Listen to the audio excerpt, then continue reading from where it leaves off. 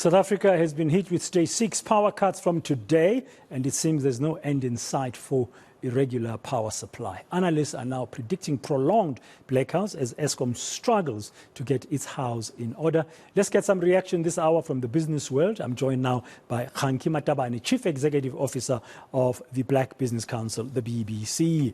Good afternoon, sir. Thank you very much for your time. Another hiccup, just as your members, I guess, are trying to recover from another bout of crippling power cuts. Now we're sitting with stage 6 and things could get worse in the near future. Good afternoon, Brad and the viewers at home. We really we're really struggling with finding a logic of why the CEO of Eskom is still there. He has been there for 3 years. The load shedding is becoming even worse, and history will harshly judge the people who've got powers to make a change, but they're sitting not making a change. Unless they want to be remembered as those people who collapsed one of the biggest countries in the continent, the country that used to be the biggest economy in the continent. They are busy destroying it by not taking the right decision. So we're hoping that this will be a wake-up call. We have not, since the past 3-4 months, we have not had a day where there was no load shedding. So you can just imagine what this is doing to the economy. Yesterday we were celebrating a marginal increase in economic growth, but you can bet, I think in the last quarter the economy is going to collapse. So the people who've got powers to make sure that we've got the right people who are running Eskom are the ones who have to be blamed. They are the ones who are collapsing the country, and they're going to be remembered, their legacy, they're going to be remembered as those people who collapsed the country. We're quickly becoming a failed state, and mainly because of not being able to take the right decisions. There's really no logic why the CEO of Eskom is still there. Is it fair to place all the blame on the CEO's doorstep? Remember, each and every company, when you have a person at the top, they must take responsibility and accountability for what is happening. Eskom needs a CEO who is able to change things, a CEO who will be able to transform institutions from failed institutions to institutions that are working. But 3 years has proven that the current one that we have is not that type of a CEO. Is a public relations person who goes telling us we're going to be on level 5 or stage 5 instead of actually doing the work. So we don't have the right person, but he didn't bring himself there. The people who brought him there are the ones who are supposed to take the blame, because they are the ones who can remove him. Yeah.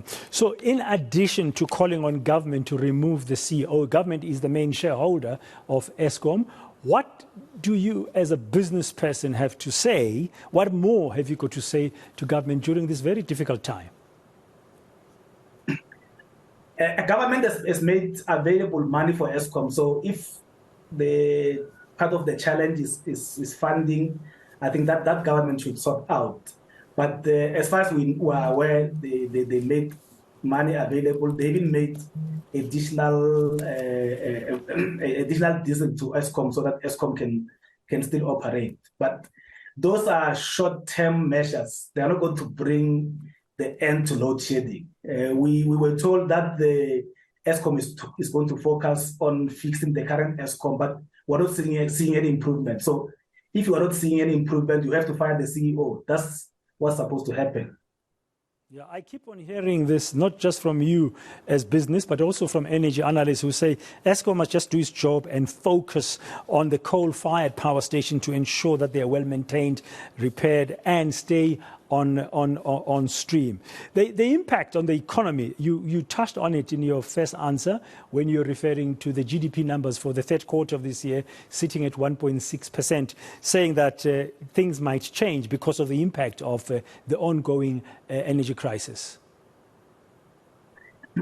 Yes, when you look at the economic growth, it was mainly because of agriculture, which basically contributed a lot. But remember, agriculture is seasonal, so this current quarter, there may not be much activities there. So that economic growth is not sustainable. You need an economic growth that is sustainable because of the sectors that are there consistently over the years. So over the years. So it's important that electricity availability is there. The small businesses, as we said, the small businesses that are there are not able to afford any other alternative energy, being solar or generators.